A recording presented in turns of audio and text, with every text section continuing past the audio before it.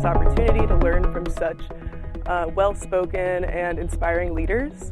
So I would like to start off by talking about the first inspiring leader. His name was Sully Sullenberger, who you might know. He landed the airplane in the Hudson River. He was a very, very inspiring person to hear from.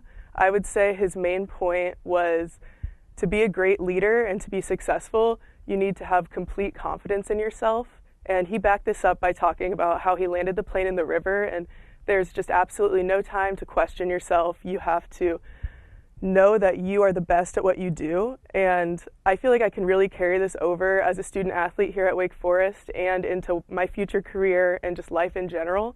Having full confidence in yourself in all aspects can just lead you to success and make you the best leader possible. Lieutenant Colonel Nadim, her story was a very sad one. To make a long story short, she got captured and taken to Iraq for a few years, and she eventually escaped and came back to the US, and she ended up joining the Air Force Academy. And her main point to get across was you always need to take into account everybody's culture. Everybody grows up differently. Everybody has different belief systems. You never quite know how they grew up and what their culture tells them is right or wrong. So as a leader, you always need to try to learn as much as you can about your people, so you can treat them accordingly and that you can completely understand them and their culture and their backgrounds. So I feel like this is completely applicable to any job I may have in the future, whatever career I may end up having. I really want to lead in a culture of connection and make sure that everybody feels like they're part of the family. The theme of this event was warrior ethos. To me, warrior ethos means being tough-minded, resilient, and the ability to stay motivated. These are all characteristics that I believe are very essential for leadership, and therefore they are things that I try to practice on throughout my daily life. There are two speaker sessions that really resonated with. The first was with Dr. Justin Stoddard. He talked about resiliency. He defined resiliency as the ability to withstand, recover, and grow in the face of stressors. He said that there are going to be adversities that come to us in many ways, shapes, or forms, but that we must have the ability to stay strong and recover and grow from all of these, because that's the only way we're going to grow and develop character. The second session was with the panel on Master Sergeant John A. Chapman, who died on the battlefield during the War of Afghanistan, and for his brave actions, he was awarded the Medal of Honor. All the people in the panel, they described Mr. Chapman as someone who was willing to put everyone before himself, and that is exactly what he did on the battlefield. He put himself on the line for his teammates, his group, and for the country. This is something that I believe is very important in a leader. A leader must be able to put everyone before himself and think about the angle before anything. My biggest takeaway from this experience is that I am part of a generation that will be tomorrow's leaders. Therefore, I believe that leadership is something that we must practice on our daily life. We must be able to recover and grow from resiliency, as Dr. Justin Stoddard taught us, and put everyone before ourselves, because that is the only way that is the way to be a leader. Thank you. The conference at West Point was centered around leading organizations through change. This personally had an impact on me, as I was able to foster individual leadership skills, as well as understanding how to work with teams and communities to build a sense of strength and ultimately lead through change. One senior leader I would like to specifically shout out and discuss is Dr. Robert Higgins. He is currently the Chief Academic Officer and President of Rush University in Chicago. He was specifically within my group as a senior leader and made sure to discuss the importance of keep pushing yourself through change and through hard times. It is important to have resilience and make sure that you yourself have a strong persona and that you yourself can get through any tough challenges that you may be going through. He also continuously emphasized culture and strength of psychological safety within an organization. This he found very important throughout his multiple years of leadership. Another person I would like to personally discuss was Bob McDonald. He's the founder of this conference, and he was former VA under the Obama administration, as well as former CEO and president of P&G. He discussed with us the importance of continuously moving forward and keeping the small wins as most important. One thing in particular he discussed is when you fail working through a challenge, how do you continue to motivate your team?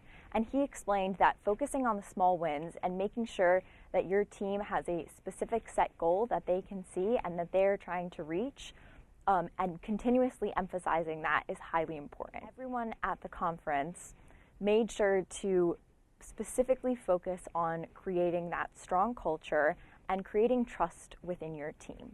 When you're a leader, you need to have personal resilience and you need to have that strength emanate throughout those you're working with. And that is something that I would definitely be taking away from the conference.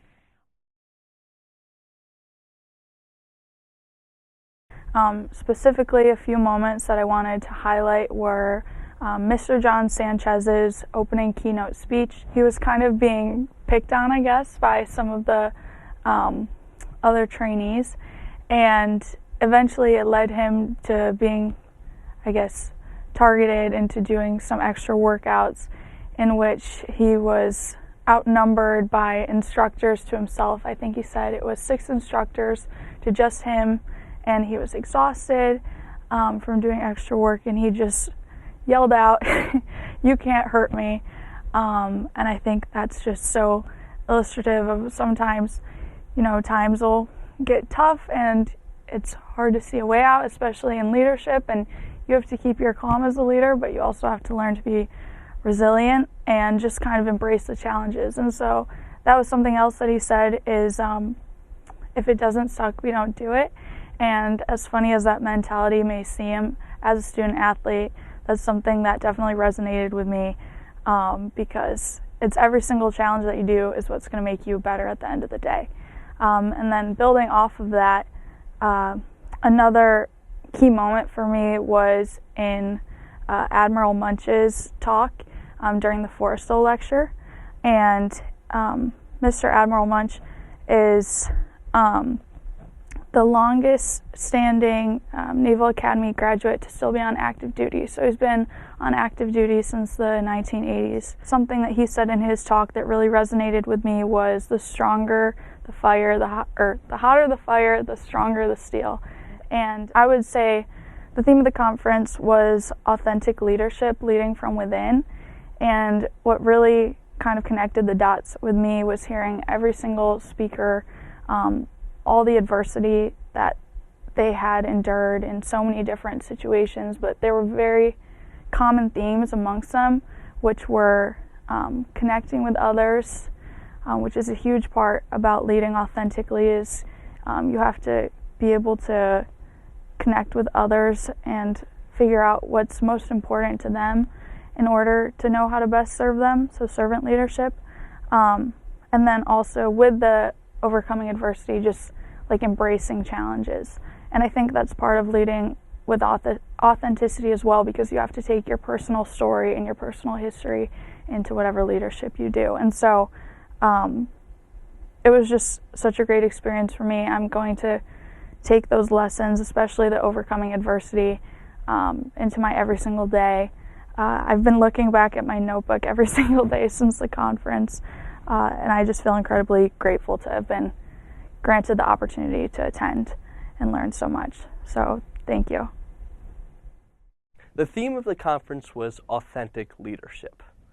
I came to learn that authentic leadership didn't just mean being who you were as a leader, but also helping the people around you understand who you were and who they are as well. In one of my breakout rooms, one of the key moments that I was able to take away with me was a line that someone used. They don't care how much you know until they know how much you care. This was a very interesting theme for me to think about when it came down to relationship building and being an authentic leader.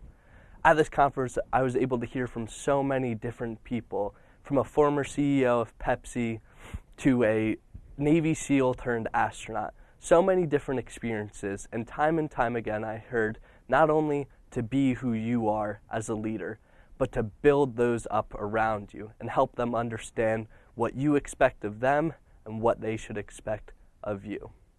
Overall, I had an amazing experience at this conference, learning more about what it takes to be a leader for those around you and for the future. So thank you again for the opportunity. It was a great time at the Naval Academy. As a student, practitioner, and professor of leadership, I always welcome an opportunity to learn and expand my knowledge base in this area. It was really refreshing to attend a conference that was student organized and student led, where over 300 delegates from 13 countries and over 60 colleges and universities came together to share their personal experiences and diverse backgrounds as we talked about how those can be beneficial when we reflect upon authentic leadership. While the speakers and panelists were outstanding, what really stood out to me was the opportunity to engage with fellow attendees during the breakout sessions, where we had the chance to delve more deeply in the topics that had been discussed. One concept in particular that we were encouraged to consider as part of the Real Leadership acronym that was presented by John Sanchez was the idea of legacy versus a legend. And I had never really thought about the distinction between those two. However, as I reflected upon his encouragement for us to think about the 200-year plan, and I've always thought about a short-term or a 5 or 10-year plan, but never a 200-year plan. And this is really considering the legacy that you want to leave as a leader and how you're going to go about making an impact that will last beyond your lifetime. We also had other presentations and panelists who were former Navy SEALs, as Sanchez was, that shared how they overcame adversity and applied that in living their authentic selves and authentic leadership. What really inspired me during those panel sessions were how they were able to overcome physical, mental, and emotional adversities and learn how to still remain true to themselves when they had to reframe or redirect how they went about leading others. These were important reminders that no matter what comes your way, if you remain true to the core values that you have, you can learn how to adapt and speak to power in a truthful manner by adapting to the environment that you're in. So you may not think about authentic leadership when you're thinking about a military setting, but it applies universally in thinking about how am I going to be true to myself and help the organization advance in achieving its goals and objectives.